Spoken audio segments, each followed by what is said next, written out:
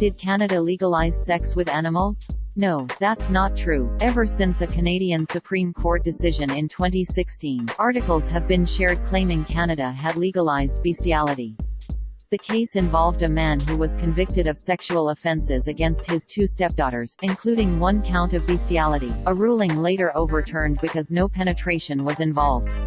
Still, sex with animals was never legalized. The claim originated from an article, where it was published by Shubat.com on June 10, 2016, under the title, "Canada Legalizes Sex with Animals. What an Evil Wicked Generation Full of the Devil and on the Road to Hell." It opened, quote, "When my favorite street preacher and friend Jeremy de Los Santos chases reprobates, he usually yells at them saying, 'What an evil wicked generation full of the devil and on the road to hell.' This should be fitting as one reads many of the headlines these days." The Independent reported that the case involved a British Columbia man, identified as DLW, who was convicted of 13 counts of sexually assaulting his stepdaughters, but was acquitted of bestiality, because he only forced dogs into oral sex, without penetration being involved. The man smeared peanut butter on the genitals of his victims and had the family dog lick it off while he videotaped the act. As a result of this story, the case for allowing bestiality came up, and instead of doing what is right, Canada's Supreme Court instead legalized having sex between people and animals as long as no penetration is involved. End quote. The story was shared on social media and debunked by AFP in 2018 as well as Truth or Fiction in 2019.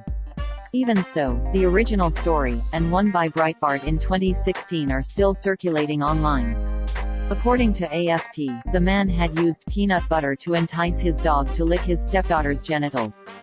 In a 6-1 ruling, the judges overturned the count of bestiality because no penetration was involved. The Supreme Court ruling did not legalize bestiality but defined what did not constitute the Sex Act. Then, on June 18, 2019, the Canadian Senate closed the loophole. According to news reports, the new law defined bestiality as any contact, for a sexual purpose, with an animal. Furthermore, anyone convicted of bestiality would be listed on the country's sex offender registry.